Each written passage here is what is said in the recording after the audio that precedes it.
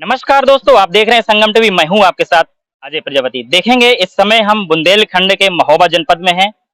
लगातार जो है हमीरपुर जनपद की कवरेज करने के बाद आज जो यहाँ पर एक आयोजन चल रहा है, जिसे जो है बखूबी सभी लोग बुंदेलखंड के लोग खास तौर से जानते हैं। जो कजली मेला महोत्सव है, यहाँ बड़े भव्यता के साथ में 15 दिवसीय कार्यक्रम जो आयोजित किया जाता है।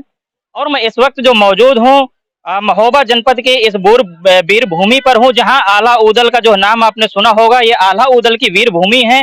और इस वक्त जो आप यहाँ पर नजारा देख पा रहे होंगे, ये कीरत सागर के नाम से जाना जाता है। बखूबी आप लोगों ने देखा होगा, सुना होगा और पढ़ा होगा।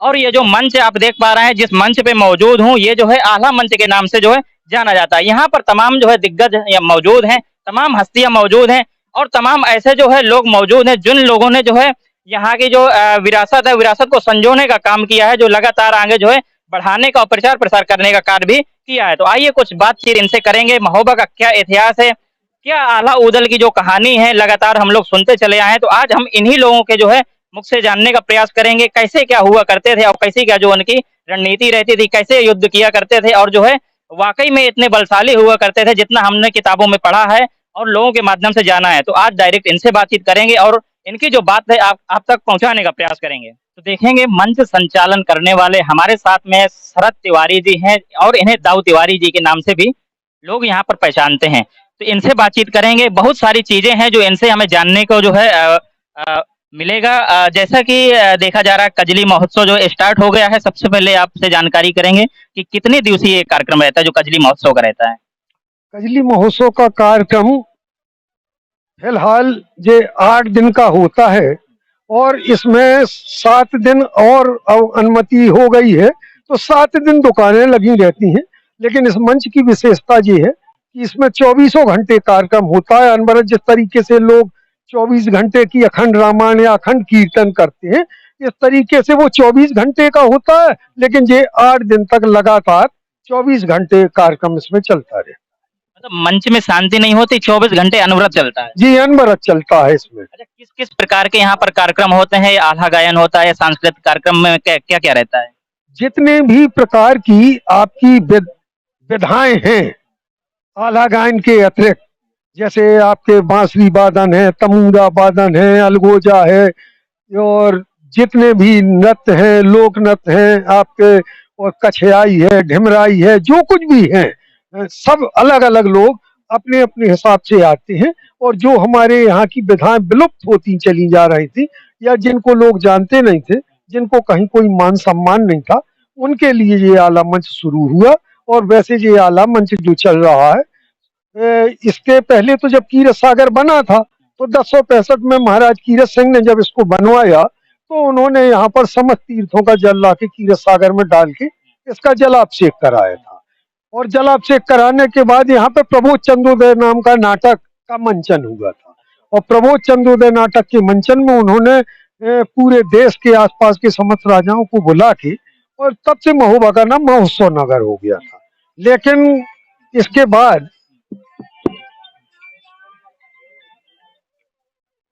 आपके सन 1182 में पृथ्वीराज चौहान, देखिए पृथ्वीराज चौहान यदि हम बात करें तो वास्तव में बहुत ही बली राजा था। उसके पास बड़ी सेना थी। और लेकिन अगर देखते हैं तो 10वीं शताब्दी में आता है, मेरे पास बंबई से एक अखबार में प्रकाशित हुआ था, तो बंबई से हमारे मिलने वालों ने भेजा था, उसमें लिखा था कि 10वीं शताब्दी में भारतवर्ष में 4 प्रमुख राज्य थे और उन 4 प्रमुख राज्यों में महोबा का भी स्थान था।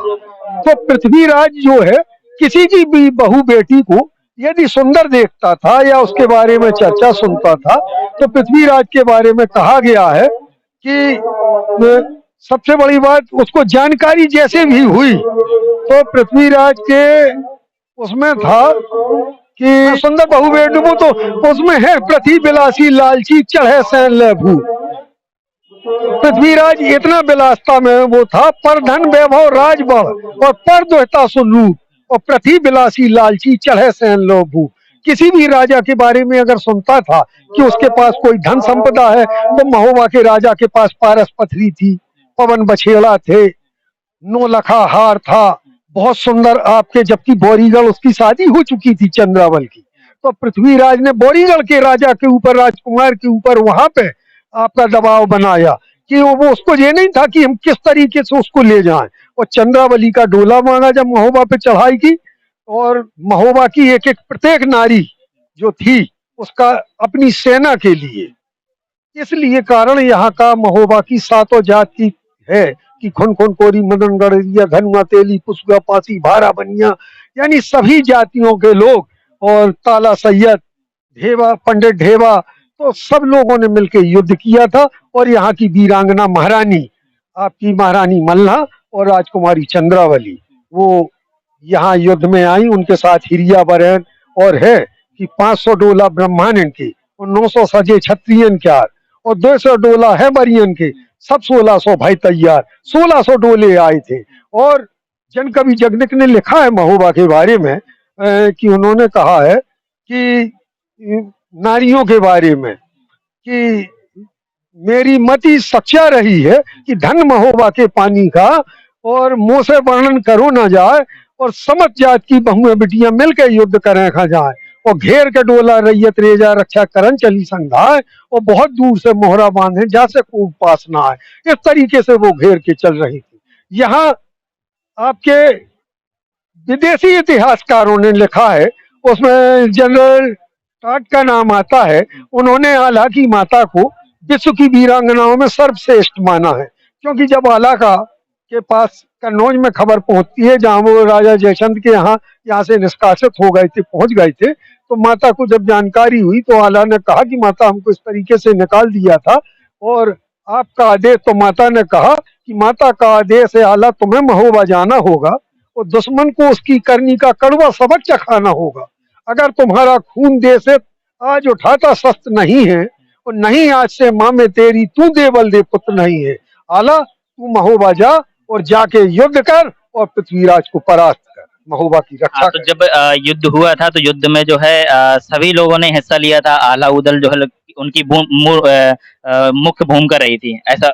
आला और ऊदल की मुख्य भूमिका देखिए, आला का सबसे बड़ा ये था कि आला सबसे आगे आगे सेना की चलती थी, और आला का आगे आगे चलना और सेना पीछे, नहीं तो हमेशा राजा बिल्कुल घेर के या पीछे चलता है, या कोई या सेनापति भी पीछे चलता है, लेकिन आला हमेशा सेना का जो नेतृत्व करते थे। और ऊदल साथ साथ ही उसमें आया है अलग अलग कि उन्होंने कहा मल खाने सा युद्ध और ऊदल सा और साहस नहीं, और आला युद्ध करते घमसान बहुत समारे ताला संयत आला युद्ध करें घमसान, ये सब आला में क्षेत्र में वर्णन आता है हमारे यहाँ के। और बहुत से आला गायक आते हैं और उसमें प्रदेश ये चीज कहा गया है बड़े लड़ैया। हाँ, बड़े लड़ैया गढ़ महोबे के जिनके रणवा है तलवार, और खुन खुन खुटोरी मनन गड़रिया और जिनके जग जाहिर तलवार। तो और एक हमारे दो मर जावे तीसर खौफ खाए मर जाए। तो इसलिए इसके पीछे क्या राज है? इसके पीछे यही राज, इनकी वीरता इतनी थी कि इतनी जोश से तलवार चलाते थे, मान लो कोई भी दूसरा सामने आ गया तो वो मर के कट के गिर जाता था, और तीसरा भागते हुए अपने आप धड़ाम से गिर पड़ता था, वो भी बेहोश होके। और हर तरीके से कई लोगों का यह कि दुश्मन की सेना अपने ऊपर मरे हुए आदमी को खिसका लेती थी और अपने ऊपर लोथ, उनके मरे हुए लोथ डाल लेती थी जो उनका खून पड़ा रहता था। अच्छा, जो रानी मछला का भी नाम बीच बीच में आता है कि, तो उनके बारे में थोड़ा बताएं। रानी मछला तो आपकी आल्हा की पत्नी है, तो आल्हा की पत्नी के बारे में, आल्हा की पत्नी की भी बड़ी वीरता का वो है। आल्हा की पत्नी भी बड़ी वीर थी और सुंदर थी। तो आल्हा की पत्नी के बारे में है कि उनका एक लड़का हुआ इंदल, और इतना साहसी और वीर लड़का, और उन्होंने हमेशा प्रेरित किया, और आल्हा हमेशा धर्म युद्ध करते थे। हाँ, इसलिए इनको और युधिष्ठिर का अवतार माना गया है। और वैसे आल्हा को कहते हैं कि रामांश है, भगवान राम का अंश उनमें है, इसीलिए वो हमेशा धर्म से और मर्यादा से बंध के चलते थे। अन्यथा पृथ्वीराज को तो आल्हा ने मार ही दिया था। लेकिन गुरु गोरखनाथ जी ने जब कहा कि आल्हा तुमको सौगंध है कि हमारी सौगंध को मानो और इसको पृथ्वीराज को तुम छोड़ दो, इसको आगे अभी बहुत कष्ट होगा। आल्हा उदल के जो पिता थे, ऐसा बताया जाता है कि जो दक्ष राज थे उनके दो बेटे थे, आल्हा और उदल। तो आल्हा तो बताए जाते हैं कि अमर हैं, कहीं ना कहीं जो है आज भी उनका माँ शारदा आपके दरबार में जो है हाजिरी लगती है, पहली हाजिरी ऐसा बताया जाता है। अब सुना तो मैंने भी है और बहुत से चैनलों ने कहा है और बहुत लोगों का कहना है कि हमको आला देव ने कहीं दर्शन दिए। अगर आप दूसरे हिसाब से माने तो जो ये मेला भी लगता है उन्हीं की स्मृति में उनके द्वारा लगाया हुआ मेला है और लोगों का मानना है कि आला प्रतिवर्ष आते हैं। और आज से करीब 150 वर्ष पूर्व का एक किस्सा सुनने को मिलता है कि यहाँ पर एक कमला करके एक मोची था, तो वो काफी बड़ा, उसको पढ़ैया कहते हैं, करीब वो 1 हाथ लंबी यानी 3 साढ़े 3 फीट की वो बनाता था आपके पढ़ैया। तो यहाँ के आपके रईस जमींदार शिवचरण लाल जी ने उनसे पूछा था कि ये तुम कमला इतनी बड़ी तुम बना रहे हो, तो बोले जी हमको सौगंध है, लेकिन अब आपने पूछा है तो मैं आपको बताता हूँ कि वो कहते हैं कि मैं आल्हा हूँ और वो कजली के मेले में आते हैं और वो हमसे ये बनी बनाई ले जाते हैं और हमको सोने की दीनार दे जाते हैं। अब ये उनका मतलब वो जो मैंने कहा ना कि केवल मुखर से चला आया आला, तो इसके द्वारा ये भी आपके गजेटियर में लिखा है कि आज से करीब 130 वर्ष पूर्व ये मेला जब समाप्ति की ओर जा रहा था, ना कोई इंटरेस्ट ले रहा होगा, तो उन्होंने कहा कि इसको पंडित शिवचरण लाल तिवारी ने इसको स्थायित्व प्रदान किया था।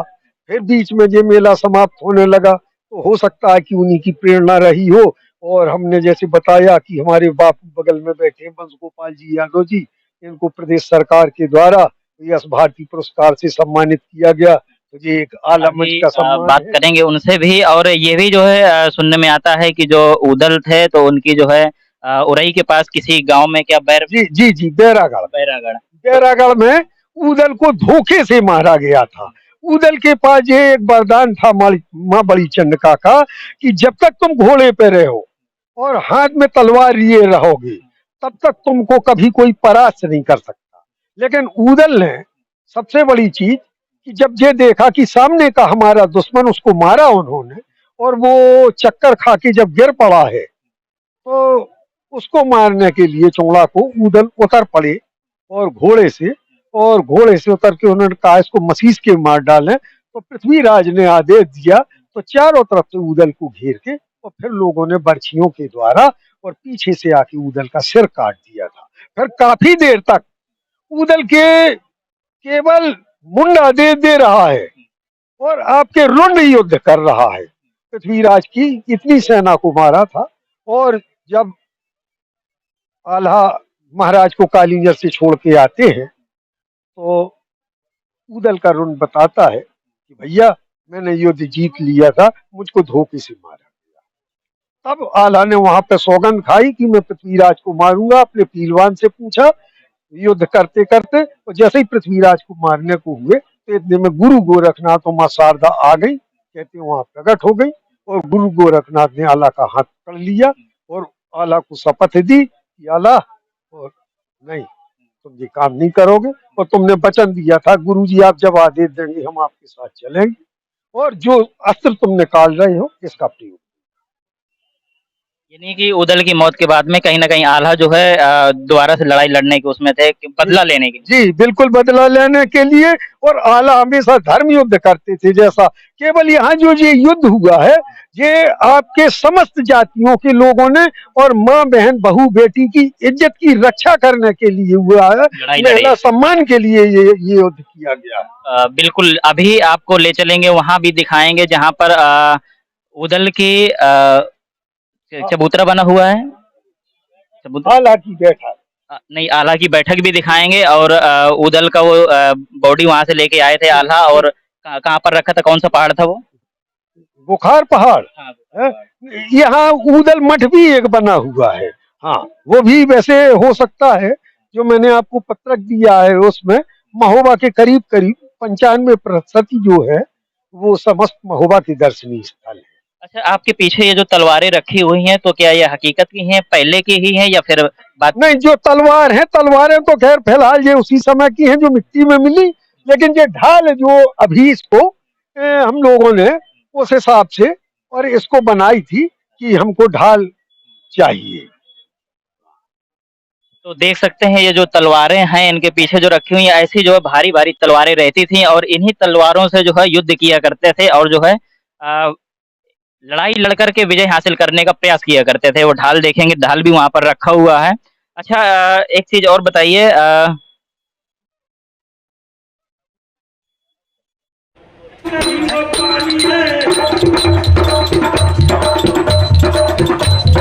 चढ़ाते ना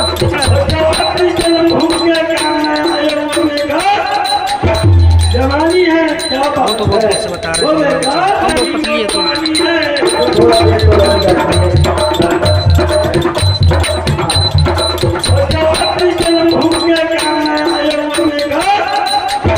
जवानी है क्या बात है,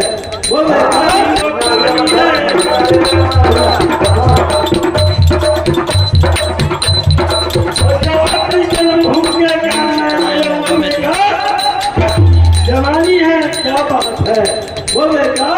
अगर आपको हमारा वीडियो पसंद आया हो तो हमें लाइक करें, सब्सक्राइब करें और ज्यादा से ज्यादा शेयर करें और हाँ, बेल आइकॉन दबाना ना भूलें ताकि हर खबर का अपडेट आप तक पहुंचे तुरंत। आप हमें इंस्टा, ट्विटर और फेसबुक पर भी फॉलो कर सकते हैं।